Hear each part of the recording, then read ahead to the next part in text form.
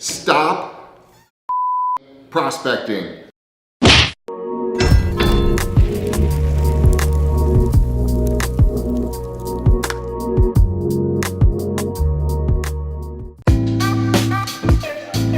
All right. BE3, what's going up, on? Guys and gals. Oh, man. Let's have a little bit of fun here before camera started. So, all right. Today's topic is going to be short, sweet, and I think extremely valuable for what is going on right now. We titled it, Stop Prospecting. And seriously, stop prospecting. And what do we mean by that? The sales meeting here that I was doing with the agents this morning was kind of fun because we're going through kind of what happened. We always go, what's the best thing that's been happening this week? What are the goals for this week? And go through there. And the task was pretty simple. And it was, do not talk to anybody new, right?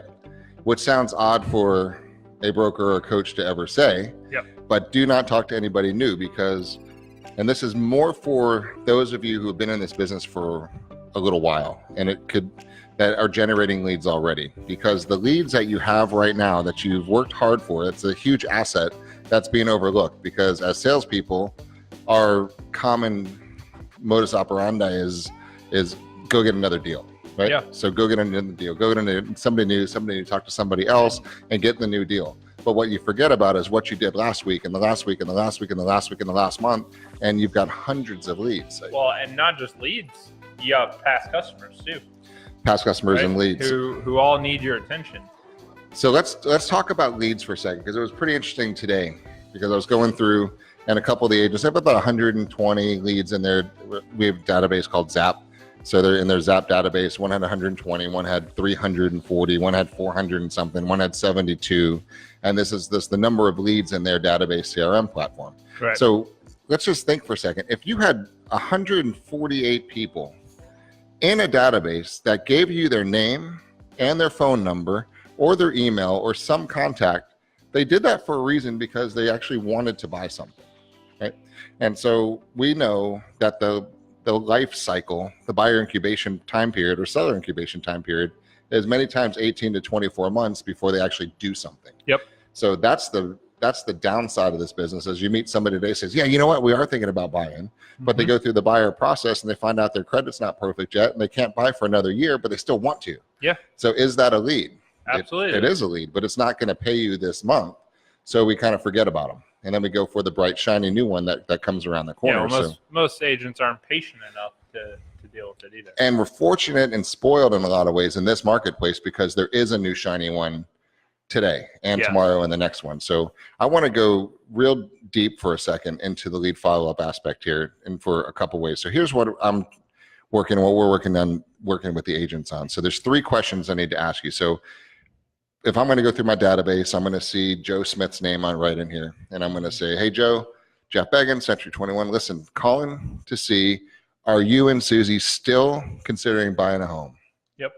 Right? And the answer is yes, no, or who are you? I don't remember. Whatever their deal is fine. But if the answer is yes, fantastic. When can we set an appointment for this week to go through the process? And what do they say to that? Yes or no, or I don't know. And then the third question is, okay, well, if we're not ready yet, when would you like for me to follow up with you? And what's your preferred method of contact?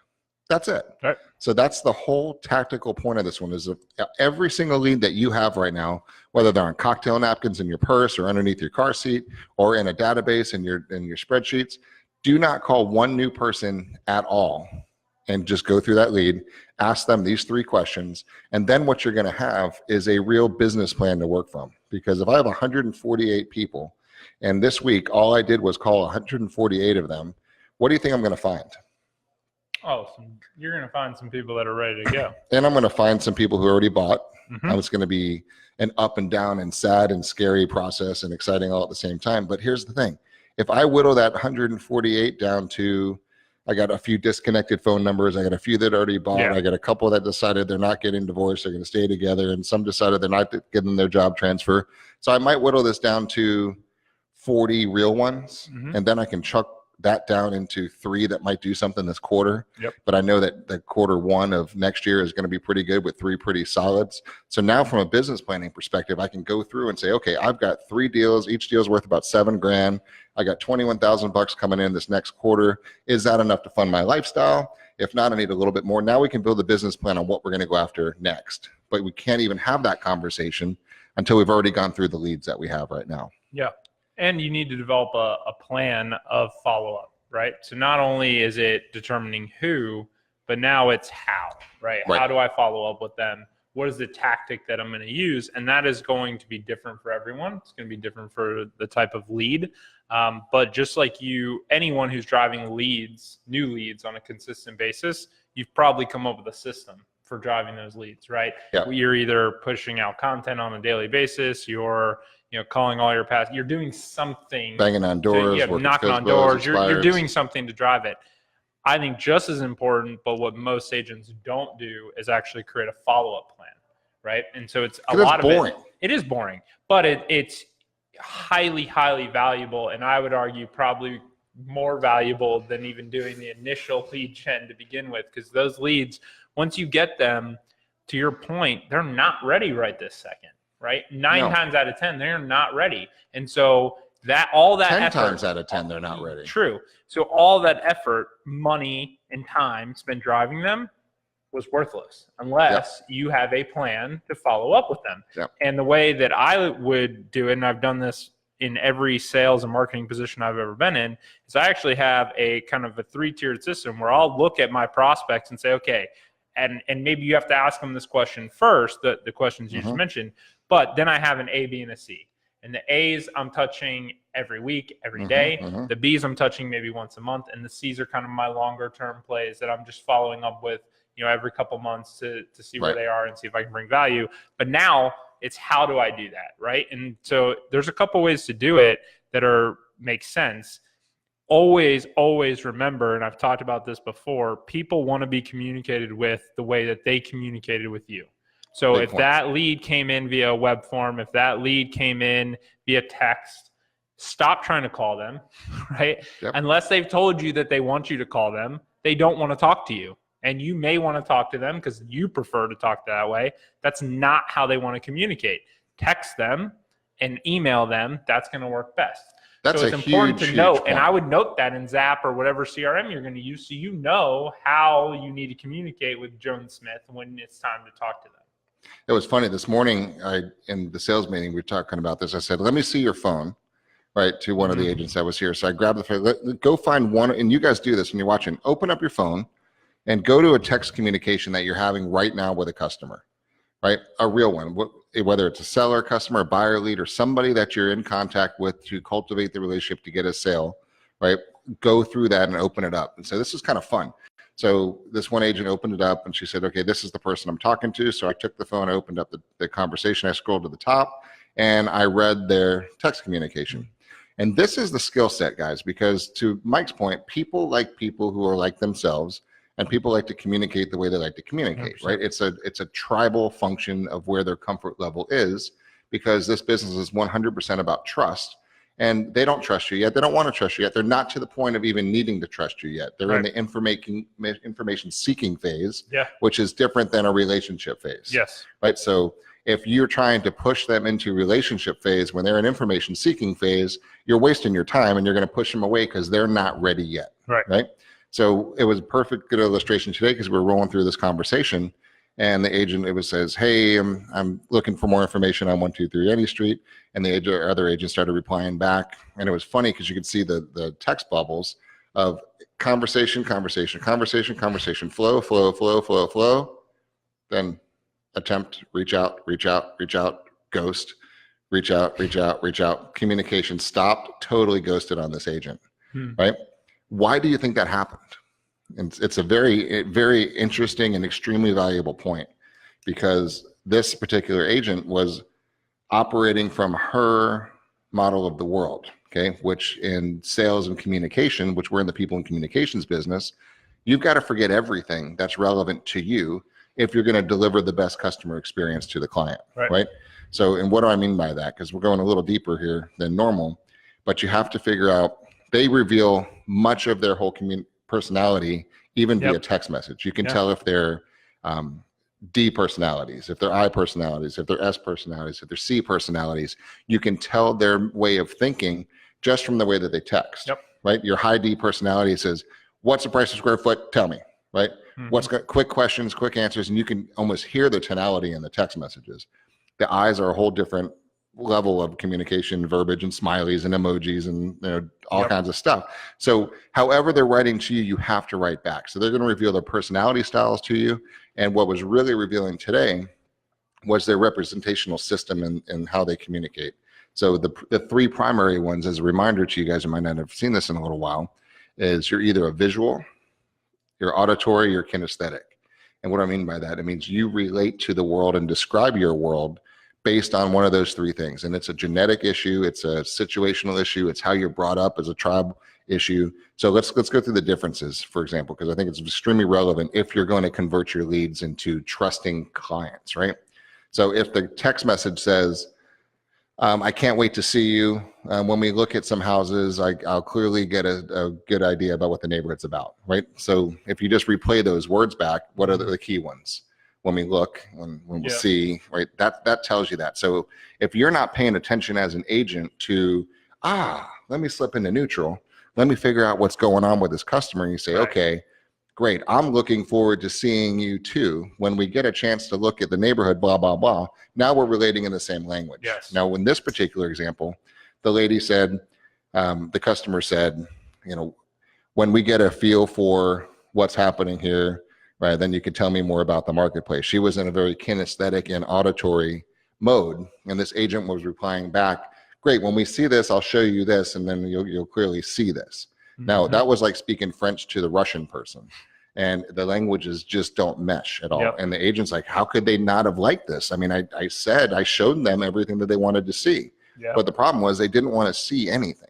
They wanted to be told, and they wanted to get a good feel for the neighborhood. And you were trying to show them stuff they were trying to get a feel for, and a connection was totally lost, and the push off happened, and they ghosted and they lost out. Now, who lost out on that one? Everybody did. Because they didn't pay attention to how the people wanted to communicate. Also, in this example, it was text, I'm going to give you a call, right? And then the next one says, the auto reply, in a meeting, call you later, right? So you can see that I didn't want to talk to you. Here's my auto reply, go away. So everything was pushed back. So that was a great example of how a total deal was broken, and trust was broken, and communication gap, and the deal was lost over that. Now, do you think, because we teach the agents this a lot, we push it a lot, very few actually do it. The ones who do have gotten good response from it. But one of the things we push heavily is to shoot a quick video of themselves, right? Start going through it. And again, you want to be able to relate to the person you're talking to. So the words and how you film that video and the things that you say in the video should match the person that you're sending it to. But I think texting a video of them, even to that, when you start to lose that contact, right? I think if she would have taken her phone and said, listen, I get it. Life's super busy. You're super busy. I completely understand. When you have a few minutes, let me know. Shoot me a message with exactly what details you need to get you going, and I'll be happy to do that.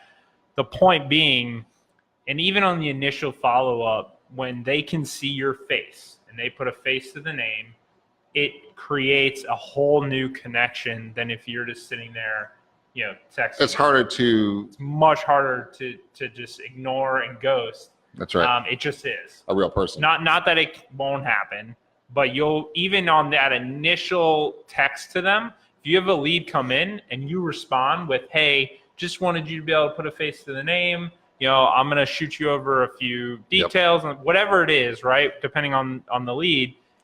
That is so much harder to just ignore than if you just shoot them basic text. So video is always a good philosophy, but I believe in that situation, when you start to lose touch with them, had she put a face to the name and maybe got a little more personal, more empathetic to the situation of, I get it, you're super busy, what can I do to help, right? That kind of video may have gone a long way. Right, and when you're doing your lead follow-up, if a lot of people, we keep our text messages, right?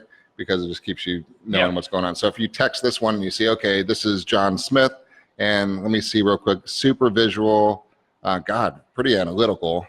Got it. So I got a visual, analytical. Let's do this stuff, and let's go to my camera. Hey, John, Jeff, really looking forward to seeing you again and showing you houses when the time rights. I know this is a very strategic decision for you, so I just want you to know that I'm going to go over all the analytics that you require to make sure that you know that you're getting the absolute best decision that's possible when we go through the different scenarios for you. Right. That's. You guys have a question from Terry Kelly saying, "What do you think about video texting?" Yeah, 100%. That's what we're just talking about. Yeah, I think I love it. I love it in initial response to a lead.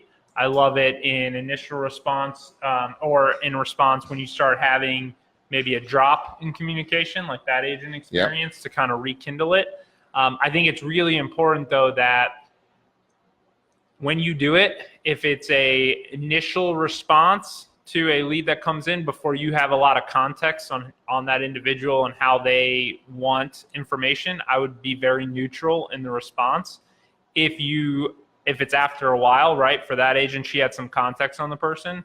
If she can tell that they're a very calm, just short answered, very direct person, they should not get on there and be super bubbly and hey, and then, that's not going to work. So again, you want to try and customize that video and your approach to that video, the things that you're saying and your demeanor to match the individual. But 100% texting a video or even emailing a video will have far greater response and impact than just sending an email or a text. And Terry, great question on this one. And the biggest caveat I can tell you is that is the fastest way to blow a relationship too, right? Yes. Because if you don't use skill, let me talk about skill for just a second, because we do a lot of work with Next Level You, right? Yep. The premise of going to the next level is the appreciation and awareness of the skill sets you have currently, have you performing at the level that you're currently at, right? I don't think anybody can argue that. You're performing at the level that your skill set has you to. So in order to go to that next level, you have to add your skill set in there. So I would venture to say 98%, if not more, agents do not take enough time to go into neutral to understand who they're actually dealing with. Now, so if you are honest with yourself and you think about the clients that you're currently dealing with right now, if you can't answer if they're D's, I, S's, or C's in visual, auditory, or kinesthetic, how could you possibly think you're doing a really great customer experience delivery to them? It's just, you can't. Now, unfortunately, this industry has become such that it's not even expected to deliver that type of experience. But one of our goals here is the rising tide raises all boats. So if we can keep skill level increasing and increasing and increasing, everybody gets a better experience industry wide, and the commoditization effect of real estate will dwindle, right? Yes. But it's not going to happen unless we start doing the things we're talking about to deliver the wow experience for the customer. So Terry, yes, do the videos, but do it with care and precision and skill, which means take a minute, think about who you're about to send it to, and send it accordingly. Now, to the way they think that they want to receive it, think about, are they fast talking people from New York? Are they slower and older from Kentucky? Right? Are they analytical? Are they highly interpersonal I's? Are they quick D's? Right? If you don't think about that, how do you deserve their business? Right. And the answer is you don't. Yep. Right. And any chance they have to ghost on you and go to somebody else, they will take. One other point I want to make on this one that came across this morning is the agent was sending links to houses, right? Which is a natural thing that we think that they want. Now, let's be honest for a second. Buyers already see houses, right? They have Zillow, they have Century 20, they have every website in the world.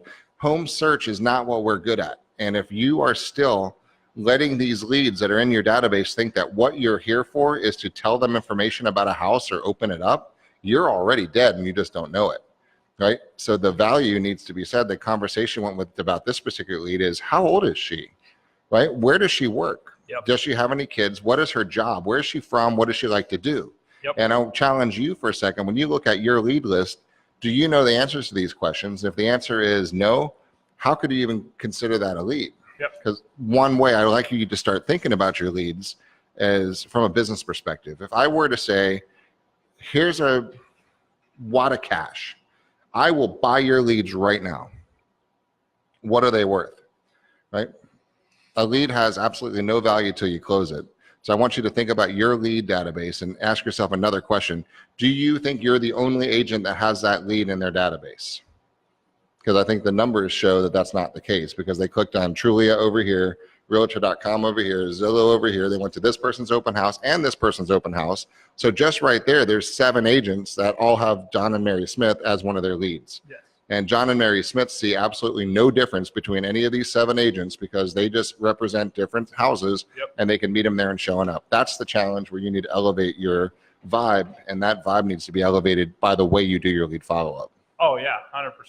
And that's really what it's going to come down to at the end. If that agent has spoken to 7 different agents, right, and some 17 on average, some by the way. Yeah. Then the only real separation is who's going to bring value, and who do they relate to the most? Who do I trust? Yeah, and that's it. And that agent's going to win. So getting a little tactical, I think one of the things that I know will work from a follow-up perspective is using Facebook and social and Instagram, more so, depending on how old your client base is, more so Facebook. But for all of you who use a CRM, or if you're with Century 21 and you have Zap, I highly suggest downloading your Zap contacts. You can also take your Google contacts, load them into Audience Manager on Facebook. And I think, on a Marketing Monday here, we'll probably do a tutorial on exactly how to do that. But you can actually load that database into Facebook and run ads just to those individuals. And it doesn't need to be anything other than, we're doing it as a brokerage, that literally to our 55,000 past customers, that just says, thank you. Yep. If you're seeing this ad, it means that you trusted us with your real estate needs, and we just wanted to say thanks. But now you could run many different things to that, following up, doing all those things, because your past customers also can be a huge source of business. And for those who have been doing this a long time, probably have already used that and rely on that quite a bit. And sometimes I think they over-index on that. But I think newer agents, that have only been doing this a couple of years, you still have a nice database. You still have a good amount of past customers, yet you're not using it at all. And I think there's a lot that can be done with that. And not just like the standard, hey, you've been in your home a year, congrats, or happy birthday. Those are all good things to do. But what I think would be really intriguing is, what if you followed up in 90 days to say, hey, how's everything going? Is everything holding up? If you had to do any maintenance, can I help in any way? The way we talk about this all the time, we actually may do this as an initiative at some point if, we have things come off our priority list instead of adding to them. But we want to be the landlord for our clients, right? We want our agents to essentially be the landlord of, who do I call when anything goes wrong? We want to own real estate in their minds. Yeah, we want anything to do with that home. We want them to call us because we, have the relationships with everyone else as well and can point them in the right direction. But that's what builds value and trust. Yep. And ultimately, if they're calling you all the time, right, for the things that they need help with and for referrals out or whatever, imagine what that will do when it does come time to think about selling their home again. You're top of mind because you're constantly been that resource for them, right?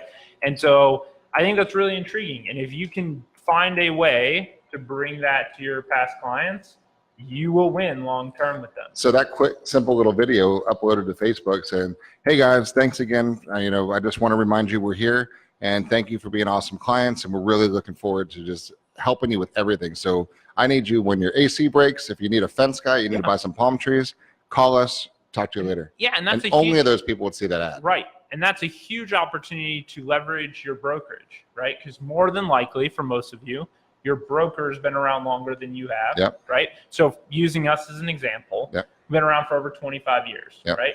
In that 25 years, we cover the entire Tampa Bay market. Because of that, we have so many deep relationships with so many vendors. That's right. Roofers, so plumbers, a video tile to say, guys. hey, I don't care what you need. You need an appliance guy, you need an electrical guy, you need a roofer, you need a paver, you need someone to come paint your house, the inside, outside. Yep. Does not matter. If you need anything, over the last 25 years, we've forged relationships with everyone. Not only are you going to get someone who's really good and that we trust, but you're going to get someone that's going to take really good care of you because they also want to stay on our good side, right? It's just value. And that value gives you leverage, and leverage is how you're going to maintain that relationship and continue to win long term. Because the whole name of the game is becoming top of mind. Right. That's it. We always joke with the agents, and especially at the university levels that we do. And for those, and I'll use ladies more than guys for this example, who is your stylist? Who's your hairstylist? Who cuts your hair? Who does your hair? Normally, there is one person that you trust, and you will drive 2 hours if you have to go to that one person to get your hair done, right? And it's that person owns the hairstylist filing cabinet in your brain, right? So our job is simply to own that other cabinet, which says anything house related needs to be your face, right? So that's from the lead perspective. Another question just came in, and Terry asked his follow-up question: what type of video do you use for fresh leads? And I think this is pretty interesting because you don't really have a relationship with them yet. Yep. I would keep it very short and neutral. So my video would be, hey, thanks. And I would actually shoot just a generic one to have on my phone, right? Mm-hmm. And if I'm running an ad, whatever, I'm going to have that's already stored, ready to go. And it literally is going to say something to the effect of, hey, thanks so much for coming in. Or filling out the form, however you're driving your leads. I really appreciate it. Hey, I'm headed into a meeting, but I'm going to shoot me any questions you have, and I'm going to reach out to you here in 30 minutes, an hour, whatever it is. I'm going to set some context, and I'm going to be very short and brief. I'm going to stay neutral. I'm not going to be overexcited. So that way, then you can adapt your responses once you get to know them. Once you get to know them. That's great. Then here's another perspective on that would be, I just met you. I'm running in to grab some beer at Publix, right, to get out. And I'm like, all right, I just met you. I didn't really want to deal with you. You gave me my card. I know your name is Mike, and you work over at, Mercedes. And I'm just going to grab my phone, open up my camera. I'm going to switch it around. I'm going to do this video. I'm going to say, hey, Mike, Jeff, just met you over at Publix. Really looking forward to working with you. You got my number. It's right here. You got my card. But really, we're going to have a great experience. I'll talk to you soon. Really nice to meet you. Done. Right? Yep. And then I just take that video and I text it straight to you because I got your phone number. Done. What does that just do to our connection? Oh, yeah. It just strengthens it big time. Yep. And I know, and that cost me nothing, and it took me 10 seconds. Yeah. And even if you come across another agent, you're still going to feel better about talking with me because we took the time. It's that human element, guys. It's a communication breakdown we talk about a lot. The 7, 38, and 55%. 7% is words. Yep. What is the only thing you have for the text message or an email? Words. That's only 7% of communication. You miss 93% of everything else. So 38% is tonality. It's how the words sound when it comes out of your face. Yep. And then the other 58% is body language. And it is how you actually speak and talk and look. And that's the communication breakdown right there. So you're missing 93% if you're just relying on words. Yep. So that's the whole thought on this one. So from a tactical standpoint, do not make one more prospecting call at all until you have gone through every single lead you have, every one of them. And then imagine how beautiful this is going to be when you as an agent can actually go and say, I had 148 leads I thought were real. They were all crap. I'm down to 17. Out of the 17, I've got 2 real ones, and I've got the other ones have no clue what they're doing yet. This is fantastic. Now at least I know the standing of my business. Well, and you begin to learn, what does that process look like for you and the clientele that you're attracting, right? Yep. How many people do you need to talk to? We get that all the time. And we can give averages, right? Yep. There's systematically, we can tell you roughly how many people you need to talk to get a deal. Depends on if you're doing contacts or you're connecting. And that's the question, right? So without context, it's kind of hard. Yep. This, when it's built on your business and you know that you talked to 100 people, which really turned into 10, which really turned into 5, right? And so now you do that month after month, you really can start to shape your business because now okay, wait a minute. If I talk to 100, I get 5 deals out of it. So what happens if I talk to 110 Yep. and then 120, right? So you begin to map it to the business that you want to have, which is really, really intriguing, and gives you a lot of context. And I would even say for those watching that don't have a huge database of leads, I still would caution you, and this is coming from a marketing guy, I would caution you from doing 1 ounce of marketing. If I'm a brand new agent who has not even started yet, one of the very first things I would do, sure, you want to build out your sphere and how you're going to market to them and your reach out plan, but you also need to finalize what's going to happen, assuming that I reach out to 100 people and all 100 answer the phone or answer the text or call them back to me. How am I going to follow up with them? If you have your marketing plan and your follow-up plan on day 1 before you start, you're putting yourself in an amazing position to be able to drive leads and then close the leads and then incubate the leads, right? Because here's what's going to happen. You guys are going to do this. You're going to come up with a tentative plan. You're going to reach out and you're going to get, in this case, 17 people, right? What happened to all these other people that said no? Yep. And you're going to say, well, I got to follow my follow-up plan, so I'm going to reach out to them. And you're going to do that once, maybe twice. Yep. And when that still doesn't answer and still doesn't turn into a deal, they're going to fall away. And you know what happens to those people? They become your competitor's customer because that's where it happens, right? And that's why agents are able to get new business. Theoretically, you say this all the time. There should be no new business. There should be no new business at all. Yeah, because those people, anyone who's bought a home, they had an agent. Why did they leave? That's right. Right? Maybe it was in a different area, but the reality is you gave them up because you did not follow up. Susie, I was talking to, just walking in before we started the podcast, she just got a new listing. A lady called her back from a cold call she made 2 years ago, right? And so that person she called did follow up enough to keep her. One other thing I think from a closing thought on this one is really track the source of these leads, because from really understanding your business, you say, okay, I got 148, and some of them I bought from Zillow, and some of them came from Open House, and some of them came from my Facebook, some came from Instagram. Then I say, right, what deals closed from those leads, and what was the price point? Right, I got these. These are $600,000 leads. They come from here. This one was $120,000. That one aggravated me and it was a terrible experience. This one was good. Then you could start to pick and choose. How do you want your business to be when you're really treating your leads as gold that they really are? And here's one last parting thought on this one. Everybody you talk to is going to buy a house, right? Mm-hmm. Everybody moves, would average about 7 years now. It used to be every 5 years. So every 7 years, everybody is going to be a lead, right? Yes. So just because these people that you threw away on this first round aren't ready, keep them on your drip campaigns. Keep them in a little Facebook video. Keep them on your deal. Just stay in touch with them, because it's not just about them buying right now. It's about you owning the mind share in their brain about you equal real estate. So bringing them value. They have cousins, they have moms and dads and brothers and sisters and neighbors and friends and coworkers that are getting transferred. So if you are making a positive impression on everybody you talk to, that's what I want you to start rephrasing lead follow-up as, is your opportunity to brand yourself inside of their brain so you equal real estate. And that'll pay off dividends for the rest of your career and beyond on that one. And I will close with just a little more tactical as well. I think that we are in a social and digital world. Yeah. So whether you use it to market or not, it's very intriguing that you could go to Facebook and very quickly, on someone you've never met, begin to find some common ground before you ever reach out. Is that called stalking? It's legal stalking. It's legal stalking. But you can go find out, where are they from? Do they have kids? What you could learn all their favorite bands. Yep. What sports they like. Do their kids play sport? Find something, and you don't have to necessarily reference that when you call, because that would be creepy. Hey, I was stalking you, and I noticed that you like to. Don't do that.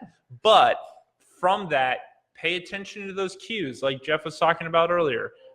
What is their style? Right? Do they seem very visual? Are they very outgoing? Are they, do they not have a whole lot on there? Because that means that maybe they're a little bit more reserved. Like, use those cues before you reach out. And then if they came in from a social post or from that network, then I think it is okay too. Like, I've done it before where we had a lead come in and I saw they commented on one of our posts and I happened to click on them and they were a Redskins fan. I'm a Redskins fan. So that literally was my response, like, hey, saw you're a Redskins fan. We've had a tough year. We talked for like 20 minutes about the Redskins, and then we finally got to the actual reason that they came in to begin with. So I would use all the tools you have available to you. This isn't the 90s. You have these things available to you. Use them to allow you to relate and do better follow-up, because ultimately what this is all about is creating a better user experience. That's it. One last VIP tip and trick that we teach at Next Level U. When you have your lead follow-up on each client, it's great if I had Mike Puma, he's a high I, he's a D, and he's visual. Does that help me if I make that notations? 100%. Because I might not talk to you again for another 4 months. Yep. But when I pull you back up, because I have you in my Zap system, and 100%. You're looking, when it's time to actually pull you up again, and I look and I go, okay, this is he's a high, he's an I, he's a D, and he's a visual. When I craft my text to you again, it's going to be short, it's going to be fun, and I'm going to reference visual. Is that going to help me reconnect 100%. at that time? And I don't care if you're using a super CRM, if you're using Google Docs. Index cards. Yeah, it does not matter. If you do not write down some key notes on each of your clients or potential prospects, you're going to lose. That's so, right. I would go as far as, do they have kids? How old were they when you first, like all of those things, because that all gives you context to be able to reach back out in the year and say, hey, how are the kids doing? How are the family doing? How's, as much information as you get, jot those important notes down, because you'd be so surprised if you reached out a year later and you remembered what his wife's name was and that he had 2 kids and asked about them. And his birthday is 4th of July. Yeah. That matters so much and has such an impact. That's right. So do us a favor. Promise that you will not call one more person until you called every single one of your leads. And every reminder, it's, are you still interested in buying or selling? Can we set an appointment for this week? If not, when would you like for me to follow up with you again, and at what preferred method of contact, right? And then make your VAK, DISC designations and follow that up. Promise me you'll do that, guys. I want you to be so freaking successful in this industry, and it's so simple to do so. Send us some comments. Let us know how this worked for you, and give us some feedback and things that whatever we can do to help, just let us know. That's what we're here. Empower, educate, and encourage, and just building our tribe, guys. Thanks for watching. Appreciate it. See you next Have a week. great day. See you.